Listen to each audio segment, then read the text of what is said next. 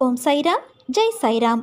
என் அன்பின் பிரியமே, எது உனக்கு வேண்டும் என்று நீண்ட நாட்களாக நீ ஆசைப்பட்டாயோ அது இப்பொழுது உனக்கு கிடைக்கப் போகிறது. வருகிற செவ்வாய்க்கிழமையன்று என்னுடைய அற்புதம் ஒன்று நிகழும். உன் வாழ்வில் இனி மகிழ்ச்சி மேல் மகிழ்ச்சி ஆரம்பமாகப் போகிறது. நான் சும்மா உட்கார்ந்திருக்கிறேன் என்று நீ நினைக்கின்றாய். ஆனால் நான் உனக்கான வேலையை செய்து கொண்டுதான் இருக்கின்றேன். என் வேலை எப்பொழுதுமே கொஞ்சம் வித்தியாசமாகத்தான் இருக்கும். உனக்கு கொடுக்கும் நேரத்தை நான் அறிந்து செய்வேன். உனக்கு அது இப்போது புரியாது. உன் கையில் அது கிடைக்கும்போது நீ எனக்கு மனமார்ந்த நன்றியை சொல்வாய். அந்த நாள் வெகு தொலைவில் இல்லை என் குழந்தையே. கடந்து போனதை நின்று திரும்பிப்பார். எவ்வளவு ஏமாளியாய் இருந்திருக்கிறாய் என்று தெரியும். ஒவ்வொரு கட்டத்திலும் நான் உன்னை காப்பாற்றியிருக்கிறேன். இனி என்னை மீறி உனக்கு எதுவும் நடக்காது. உன் வாழ்க்கை புதுப்பிக்கப்படும் நேரம் வந்துவிட்டது குழந்தையே. இன்று முதல் நான் உன்னோடு வந்துவிட்டேன். உன் கடமையை செய். நான் உன்னோடு எப்போதும் இருப்பேன். உனக்கு என்பது உனக்குத்தான். அதை யாராலும் தடுக்க முடியாது. தடுக்க நினைத்தாலும் உன்னிடம் கட்டாயம் வந்து சேரும். இதுதான் விதி. இதை யாராலும் மாற்ற முடியாது. உன் வாழ்க்கையில் எத்தனை ஏற்றமும் சறுக்கல்களும், அவற்றில் நீ பெற்றது இழந்தது என பட்டியலிட்டு பார்த்துள்ளாய். அவற்றில் பார், நீ பெற்றதுதான் அதிகம் இருக்கும் நீ இழந்ததை காட்டிலும். ஆனால் நீயோ நான் இழந்துவிட்டேன் என்று புலம்புகிறாய். வாழ்க்கையில் உனக்கான எல்லாம் உன்னிடத்தில் வந்து சேர்ந்தது, இனியும் சேரும். முதலில் வாழ்க்கையின் மகிமையை புரிந்து கொள். பிறகு அதை நன்றியோடு ரசித்துப்பார். வாழ்க்கையில் எல்லா அம்சங்களும் தேடி வரும். ஒன்றை சொல்கிறேன் கேள், நன்றாக புரிந்து கொள். ஒரு பூவை பறிப்பவருக்குத்தான் அதை எதற்கு பறிக்கிறோம் என்று தெரியும். கப்பலை ஓட்டிச் செல்வோருக்குத்தான் போகும் பாதையின் புதிரான வழிகள் தெளிவாக விளங்கும். அதை போலத்தான் உன்னை படைத்தவனான எனக்கு நன்றாக தெரியும் உன் நற்பண்புகள் என்ன, உன் மனம் என்பது என்ன என்று. அதனால் புதிரான வழியில் கப்பலோட்டியாய் உன்னை கூட்டி நான் அரவணைத்துச் செல்வேன். அப்படி என்னோடு வரும்போது பொங்கி வரும் எல்லாம் நதியின் சங்கமத்தை பார்ப்பது கோடி புண்ணியம். அதை உனக்கு நான் பார்வைக்கு பாக்கியம் அளிப்பேன். உன் வாழ்க்கை என் பொறுப்பு. அதனால் நீ எதற்கும் பயப்படாதே, கலங்காதே. உன்னில் நிச்சயம் வெற்றி என்ற தீபத்தை நான் ஏற்றுவேன் தங்கமே. உன் அன்பின் ஆழத்தையும் பக்தியின் தூய்மையையும், நம்பிக்கை, பொறுமை, எதையும் எதிர்நோக்கி தாங்கும் உணர்வு, உன் பலத்தையும் விசுவாசத்தையும் எவ்வளவு உன்னதமானது என்பதை நான் நன்றாக அறிவேன். வாழ்க்கையில் முன்னேற வேண்டும் என்ற எண்ணமும் சாதிக்க வேண்டும் என்ற வேகத்தோடும் உன்னுடைய வாழ்க்கையை நீ நகர்த்தி கொண்டு வருகிறாய். எல்லாம் செய்ய வேண்டும் என்ற உன் எண்ணங்களை அமர்த்தி அதே இடத்தில் உட்கார வைக்கின்றது உன் நேரம். இன்று முடிவெடுக்கலாம், நாளை முடிவெடுக்கலாம், அதற்கான விஷயங்களை யோசித்து முடிவு எடுக்கலாம் என உன் நேரத்தை நீ வீணடிக்கின்றாய். அதை மாற்று. இப்போதைய நிலைக்கு என்ன விஷயங்கள் செய்யலாம் என்று யோசி. பிறகு எதிர்காலத்திற்கான யோசனைகளில் கவனம் செலுத்து. உன் 3 காலங்களிலும் உன் கூடவே நான் இருப்பேன். இந்த வாக்குறுதியை நான் ஏற்கனவே உனக்கு கொடுத்துள்ளேன். என் வாக்குறுதி என்பது என் உயிருக்கும் மேலான விலை மதிப்பில்லாதது. பிறகு ஏன் உனக்கான ஒன்றையும் நான் செய்ய மாட்டேன் என்று நினைத்து கொண்டு இருக்கிறாய் அல்லவா? உனக்கு இது தேவை என்று குரல் கொடுப்பதற்கு முன்பாகவே உனக்கான அனைத்தையும் நான் அறிவேன். உன் எதிர்காலத்திற்காக எப்படி நான் யோசிக்காமல் இருப்பேன்? உனக்கு எந்த நேரத்தில் என்ன தேவை என்பதையும் அவை உனக்கு நல்லதா என்று யோசித்த பிறகே நிச்சயம் அது உன்னை வந்து சேரும். உனக்கான வாழ்வை நான் உருவாக்கினேன். உன் வாழ்க்கைக்கு என்றும் நல்ல இனிமையான சங்கீதத்தை கொடுப்பேன். நான் எப்போதும் உன் கூடவே இருப்பேன் என் தங்கமே. நீ வாழ பிறந்திருக்கின்றாய். வாழ்வை அனுபவித்து வாழ வேண்டும். அதற்கு தடையாக உள்ள கஷ்டங்களையும் பிரச்சனைகளையும் வேறு விதமான சூழல்களையும் நீக்கி எல்லாவற்றிலும் சம்பூரணமாக வாழ வேண்டும் என்பதே உன் தந்தையான என்னுடைய விருப்பம். என் விருப்பம் உங்கள் வாழ்க்கையில் நடைமுறைக்கு வர வேண்டும் என்றால் நான் உங்கள் மனதில் இருக்க வேண்டும். மனதில் இருப்பதை எப்படி அறிந்து கொள்வது என நீ கேட்கலாம். எந்த மனதில் அமைதியும் சாந்தமும் நிலவுகிறதோ, எந்த மனம் எப்போதும் அன்பினால் நெகிழ்கிறதோ, எந்த மனம் அனைத்தையும் சகிக்கிறதோ, எந்த மனம் எப்பொழுதும் பொறுமை காக்கிறதோ அந்த மனதில் நான் இருப்பேன். சில நேரங்களில் கஷ்டம் கலங்க செய்யும், வேதனை திகைக்க வைக்கும், பிரச்சனைகள் மூழ்கடிப்பது போல தெரியும். ஆனால் திகைக்கக்கூடாது. எதையும் முன்ஜென்மத்து வினையென எடுத்துக்கொண்டு இனி வரும் நாட்களில் நன்றாக இருப்பதற்காக இந்த நிலையை நான் தருகிறேன் என ஏற்றுக்கொள்ள வேண்டும். என் தந்தை எனக்கு எதையும் செய்யவில்லை என கதறி அழுத நாட்கள் உண்டு. அழுத நாட்கள் முடிந்து போகும் குழந்தையே. ஆனந்தமான காலம் உனக்காக காத்திருக்கிறது. மரம் இலைகளை உதிர்க்க ஆரம்பித்து மொட்டையாகி நின்றால் மரம் பட்டுவிட்டது என நாம் பதறுவது இல்லை. இது இலையுதிர் காலம், இனி வசந்த காலம் வரும் என்பதை நினைத்து நாம் காத்திருப்போம் அல்லவா? இந்த துன்ப நாட்கள் முடிவுக்கு வந்து உனக்கு இன்பம் சேரப்போகிறது. அன்றைக்கு நீ தகுதியாக இருப்பதற்காக இந்த கஷ்டம் என்ற பயிற்சி அளிக்கப்படுகிறது. உன் தந்தையான நான் எப்படி முழுமையானவரோ அப்படியே நீங்கள் அனைவரும் முழுமையான தன்மை உடையவர்கள். என் தங்கமே, உனக்காக நான் வகுத்த வழியில்தான் நீ பயணிக்கின்றாய். பயமின்றி முன்னேறு. வரும் தடைகள் எல்லாம் உன் நலனுக்காகத்தான் வருகிறது. உன் பொறுமைக்கும் உன் நம்பிக்கைக்கும் நீ கனவிலும் நினைக்காத வாழ்வை நான் உனக்கு அமைத்து தருவேன் குழந்தையே. தன்னை நம்பியவருக்கு எதை கேட்டாலும் கொடுக்கும் வல்லமை என்னுடையது. எதிலும் நம்பிக்கையோடும் பொறுமையோடும் காத்திரு. உன் கோரிக்கை நிறைவேறும். அத்தோடு மற்றவருக்கு துரோகம் மட்டும் செய்யாதே குழந்தையே. மற்றவருக்கு உன்னால் முயன்ற உதவியை செய். உனக்கு எதை எப்பொழுது கொடுக்க வேண்டும் என்று எனக்கு தெரியும். உரிய நேரத்தில் உரியவற்றை நாம் கொடுத்து உதவுவேன். வெற்றி என்ற ஒன்றை மட்டும் நினைத்துப்பார். தோல்வியை பற்றி என்னவே செய்யாதே. என்னை நம்பினோருக்கு தோல்வி என்பது வருவது கிடையாது. எந்த சந்தர்ப்பத்திலும் உன்னுடைய நம்பிக்கையை தளர விடாதே குழந்தையே. பிறர் உன்னை எப்படி நடத்தினாலும் சினத்திற்கு இடம் கொடுத்து விடாதே. இறைவன் மீது நீ தூய களப்பற்ற அன்பு கொண்டுள்ளதால் பிறருடைய மனத்தாங்கள் கெட்ட எண்ணமாகியவற்றிலிருந்து உன்னை எப்படி பாதுகாப்பது என்ற முடிவை அவனிடமே விட்டுவிடு. உன் இன்பங்களையும் மகிழ்ச்சியையும் இறைவனிடமிருந்தே எதிர்பார்த்து இரு. என் திசைக்கு திரும்பும் யாரையும் சோகம் தொடக்கூட செய்யாது. உனக்கு என்ன தேவையோ அதை என்னிடம் தெளிவாகவும் தீர்க்கமாகவும் கேள். எல்லாவற்றையும் உன் தந்தையான நான் நிறைவேற்றி கொடுப்பேன். உன் மனம் நிலையாக இருக்கட்டும். மற்றதை உன் தந்தையான நான் பார்த்து கொள்கிறேன். உனது பிரச்சனைகள் என்னவானால் என்ன?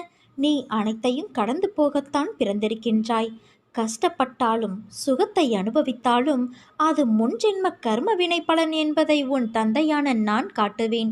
நீ இனி எதை பற்றியும் கவலைப்பட மாட்டேன் என்பதை ஒரு தீர்மானமாக வைத்துக்கொள். இனி எப்படி இருக்கப் போகிறாய் என்பதை பற்றி சிந்தனை செய். உன் ஏமாற்றமான சூழ்நிலைகளை மாற்றும் வழிகள் என்ன, நடைமுறை சாத்தியங்கள் என்ன என்பது பற்றி உன் உள்ளத்தில் நான் பேசும்போது கூர்ந்து கவனி. நீ ஆன்மா. உனக்கு சுகமோ துக்கமோ கிடையாது. அவை இந்த உடலுக்கு மட்டுமே உரியது என்றாலும் நான் இந்த உடலைத்தான் கோவிலாக வைத்து அதில் வசிக்கின்றேன். இன்று முதல் இந்த உடம்பு சார்ந்த விஷயத்தில் கவனம் செலுத்துவேன். உன் கஷ்டங்களுக்கு எல்லாம் முடிவு கட்டுவேன். இனி இஷ்டப்படியெல்லாம் நடக்கும் என்று நம்பிக்கையோடும் பொறுமையோடும் சகிப்புத்தன்மையோடும் சுறுசுறுப்பான மனதோடும் நான் இப்படித்தான் இருக்க வேண்டும் என உறுதியாக தீர்மானம் செய். அந்த தீர்மானத்தை நான் வழிமொழிகின்றேன். உன்னை வெற்றியின் பாதைக்கு கைப்பிடித்து அழைத்து செல்கிறேன். என்னுடைய நாமம் மலை போன்ற பாவங்களை அளிக்கும். என் நாமம் கோடிக்கணக்கான தீய நாட்டங்களை நாசம் செய்து நிர்மூலமாக்கும். என் நாமம் காலனின் கழுத்தை நெரிக்கும். இவ்வளவு மகிமை உள்ள என் நாமத்தின் மீது ஆர்வத்தையும் ஆசையையும் அன்பையும் வளர்த்து கொள்ள வேண்டும். எதிர்பாராமல் நாக்கில் தோன்றினாலும் என் நாமம் தன்னுடைய பிரபாவத்தை வெளிப்படுத்தும். நம்மை பரிசுத்தமாக்கிக் கொள்ள நாம ஜபத்தை விட சுலபமான வழி வேறு எதுவும் இல்லை. என் நாமத்தை தியானம் செய்வதற்கு நீராடல் தேவையில்லை. நாமம் செய்வதற்கு சடங்குகளும் சாஸ்திரங்களும் தேவையில்லை. மனம் தளராத நம்பிக்கை, அசராத பக்தி, இவை இரண்டுமே எப்போதும் உன்னுடைய பிரதான குறிக்கோளாக வைத்துக்கொள். ஒருவன் காத்தாடியை ஆகாயத்தை நோக்கி விடுவான் என்றால் அந்த காத்தாடியின் மீது உள்ள நம்பிக்கை அல்ல, காற்றின் மீதுள்ள நம்பிக்கையும் நூலின் மீதுள்ள பொறுமையும் அந்த காத்தாடியை ஆகாயத்தை நோக்கி பறக்க உதவுகிறது. அதே போலத்தான் உன்னுடைய வாழ்க்கையும். உன் வாழ்க்கையை நீ உனது குறிக்கோளை அடைய மிக முக்கியமானது நம்பிக்கையும் பொறுமையும் மட்டும்தான். ஏற்றிவிடப்பட்ட காத்தாடி மீண்டும் தன் கையில் வர வேண்டும் என்றால் நாம் முதலில் சமாளிக்க வேண்டியது காற்றின் சீற்றத்தை தான். அதே போலத்தான் நம் வாழ்க்கை என்னும் பெருங்கடலை கடக்கும் பொழுது இடையில் ஏற்படும் சீற்றங்களை மிக கவனமாக கடக்க வேண்டும். அப்படி மிக கவனமாக எவன் ஒருவன் கடந்து செல்கிறான் என்றால் அந்த ஏற்றிவிடப்பட்ட காத்தாடி ஆகாயத்தை தொட்டு மீண்டும் அவனுடைய பிரதான இலக்கை அடைந்து அவன் கையில் வந்து சேரும். இதே போலத்தான் உன் வாழ்க்கையில் ஒவ்வொரு முயற்சியிலும் உன் குறிக்கோளை நோக்கி மட்டுமே இருக்க வேண்டும். இப்படிப்பட்ட குறிக்கோளை நோக்கி எந்த ஒரு பக்தன் என்னை முழுமையாக நம்பி புத்தியையும் மனதையும் எனக்காக செலுத்தி வருகிறான் என்றால் அவன் நினைத்ததை நான் நடத்தி தருவேன். அவனுடைய லட்சியத்துக்காக நான் 7 கடலையும் தாண்டி வந்து உதவி புரிவேன். எந்த சூழ்நிலையிலும் மனதைரியத்தை இழக்கக்கூடாது. என் மீது நம்பிக்கை வை. உன் வெற்றியை நான் அமைத்து தருவது உறுதி. என் வார்த்தைகள் மீதும் நம்பிக்கை வை என் குழந்தையே. நம்பிக்கையும் பொறுமையும் தான் பக்தி என்ற தேரை இயக்குகின்ற 2 சக்கரங்களாக இருக்கிறது.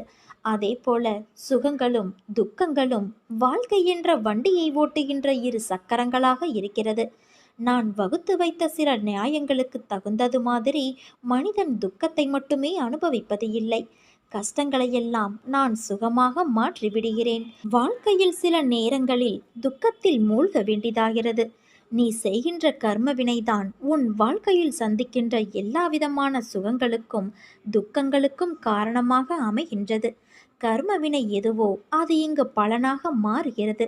பிரச்சனைகள் மனதை அழுத்தும் நேரத்தில் தடுமாற்றமே இல்லாமல் என் நாமத்தை சொல்லி ஆராதிப்பவர்களே என்னுடைய பக்தர்கள். அவர்களுக்கு என் ஆசிர்வாதங்களையும் கருணையையும் பொழிந்து அவர்களை நான் எப்படியும் காப்பாற்றி விடுவேன். என் அனுமதி இல்லாமல் உன்னை துன்புறுத்தி பார்க்க ஆசைப்படுபவன் என்னை துன்புறுத்தி பார்ப்பதற்கு சமம். நான் உன்னோடு இருக்கையில் எதற்கும் கடுகளவு கூட ஒரு நாளும் கலங்காதே. பொறுமையாக இரு, நான் இருக்கிறேன். என்னை நம்பி என்னிடத்தில் ஐக்கியமாகிவிடு. உனக்கு வேண்டியதை செய்ய உன் தந்தை நான் காத்திருக்கிறேன் என் குழந்தையே. கடந்த காலத்தை கலக்கமில்லாமல் உணர்ந்து கொள். நிகழ்காலத்தை ஊக்கத்தோடு அணுகு. வரும் காலத்தை தைரியமோடு எதிர்கொள். கிடைக்காததையும் தவறவிட்டதையும் நினைத்து மனம் தளராதே. உனக்கு கிடைத்த வரங்களை உன் எண்ணத்தில் கொள். கடவுளை நம்பு. உன் தந்தையான என்னை நம்பு. நான் நல்லவர்களை என்றும் கைவிட மாட்டேன். உன் மனதிற்கு நிம்மதியை தரும் மாற்றங்கள் தான் உன் வாழ்வில் இப்போது நடக்கின்றன. விரைவில் உன் மனம் எதிர்பார்த்த அந்த நிம்மதியான வாழ்வை நீ வாழப்போகிறாய். இல்லத்தில் உள்ள பிரச்சனைகள் எல்லாம் முடிவுக்கு வரும். உன் உள்ளத்தில் அடுத்து என்ன செய்ய வேண்டும் என்ற தெளிவான சிந்தனை பிறக்கும். நல்லதே நடக்கப் போகிறது என் குழந்தையே. உன்னை நினைத்து நான் கவலைப்படுவதா வருத்தப்படுவதா? உன் மனதில் இருக்கும் சங்கடங்கள் 1 2 அதை பட்டியலிடுவதற்கு? உன் மனதிற்கு வரும் துன்பங்கள் கஷ்டங்கள் ஒரு பக்கம். மேலும் நீயாய் நினைத்து மனதில் அதை இருத்தி கொண்டு ஏற்படுத்திய கஷ்டங்களும் மனவழியும் ஒரு பக்கத்தில் உருவாக்கி வைத்துள்ளாய். நமது கஷ்டங்களையும் துன்பத்தையும் கண்ணில் விழுந்த தூசி போல நினைக்க வேண்டும். அதை நீ கசக்கினால்தான் உனக்கு கண்ணில் வலி ஏற்படும். அதை போலத்தான் நீ உன் துன்பத்தை மட்டுமே நினைப்பதால் இன்று வரை நான் உனக்கு அளிக்கும் விஷயங்களை உன்னால் சரிவர புரிந்து கொள்ள முடியவில்லை. நீ என்னை பார்க்கும்போது கண்ணில் ஆனந்தமும் மனதில் வேதனையும் தெரியுதே. என் பிள்ளையான நீ வேதனை கொள்ளலாமா? உனக்கு உன் சாயப்பா நான் இருக்கிறேன் அல்லவா? உன் மனம் என்பது குழந்தையின் மனதைப் போல பளுங்கி போல் பளிச்சென்று தெளிவாக உள்ளது. ஆனால் நீயோ அதை உணராமல் தேவையில்லாத விஷயங்களை நினைத்து புலம்பி வருத்தப்பட்டு கொண்டு இருக்கிறாய். இவ்வுலகில் தவறு செய்யாதவர்கள் என்று யாரும் இல்லை. சிலர் தெரிந்து தெரியாததுமாய் செய்கிறார்கள். அவர்களுக்கான சூழ்நிலை நேரம் அவர்களின் வினையின் பயனால் செய்த தவறுக்கு மனவலியும் வேதனையும் அடைகிறார்கள். உன் மனதில் ஏற்படும் அனைத்திற்கும் பொறுப்பு நானே. உன் தவறை நினைத்து வருந்துகிறாய், திருத்திக் கொள்ளவும் நினைக்கின்றாய். அது அப்படியே நடக்கும். உன்னை நல்வழிப்படுத்தவே ஜென்ம ஜென்மமாய் உன்னை நான் பின்தொடர்ந்து வருகின்றேன். அதை நிறைவேற்றியும் தருவேன். அதனால் நீ கவலைப்படாதே. எதற்காக பயப்படுகிறாய்? நான் இருக்கையில் உன்னை நிச்சயம் செம்மைப்படுத்துவேன். வாழ்க்கையில் உன் துன்பத்தை காற்றாடி போலவே தான். காற்று எந்த திசையில் இருக்கிறதோ அந்த திசையில்தான் அது பறக்கும். அதை வேறு பக்கம் திசை திருப்ப நினைத்தால் அது ஒருபோதும் பறக்காது. அதே போலத்தான் உன் வாழ்க்கையும். உன் வாழ்க்கை என்னும் காற்றில் துன்பமும் சந்தோஷமும் இரண்டும் ஒரே அளவுதான் சந்தோஷமாய் ஆனந்தமாய் எடுத்து ரசிக்கின்றாய். கஷ்டத்தை கண்டு ஓடுகிறாய். அதனால்தான் அது உன்னை துயரத்தில் துரத்துகிறது. இரண்டையுமே ஒரே அளவில் நீ நினைக்கவும் கடந்து போவதற்கும் பழகிவிட்டால் உன் வாழ்க்கை சோலைவனமாய் இருக்கும். நீ எதற்கும் பயப்படாதே. யாரும் துணை இல்லை என்று நினைக்காதே. நீ நிச்சயம் வெற்றி காண்பாய். மிக விரைவில் உயர்ந்து நிற்பாய். உன் வாழ்க்கையில் உனக்கு தாயாக தந்தையாக உன் சாயப்பா நான் இருக்கின்றேன். உன் மனதில் எத்தனை ஏக்கங்கள், எத்தனை துயரங்கள், வாங்கிய கடன் சுமை அதிகரிப்பு, யாருடைய தயவும் இல்லை. உன்னை தூற்றி பேசியவர்கள் நடுவில் நின்று கலங்கி கொண்டிருக்கின்றாய். எப்போது எனது சுமை குறையும், எப்போது நிம்மதி கிடைக்கும், எப்போது எனது துயரங்கள் அகலும், நித்தமும் உன்னையே நினைத்து கொண்டிருக்கிறேன். எனக்கு நல்ல காலம் பிறக்காதா? இப்படி உனக்குள்ளேயே கேள்விகளை கேட்டுக்கொண்டு இருக்கிறாயே. நான் இருக்கும்போது நீ எதற்காக கவலைப்படுகிறாய்? அனைத்தையும் நான் அறிவேன். கவலைப்படாமல் இரு. விரைவில் உன்னை ஆட்டி படைக்கும் அனைத்தும் உன்னை விட்டு ஓடி ஒளியும். நீ பட்ட கஷ்டங்கள் அனைத்தும் உன்னை விட்டு அகலும். உன்னை தேடி நல்ல செய்தி வரப்போகிறது என் தங்கமே. எனது பிள்ளைகளின் கண்களில் நீர் வழிய நான் விடமாட்டேன். ஆனந்தமாக இருக்கப் போகிறாய். உன்னை பிடித்த கர்ம பலன்கள் அனைத்தும் உன்னை விட்டு விலகப் போகிறது. நீ பெரும் செல்வந்தராகப் போகிறாய்.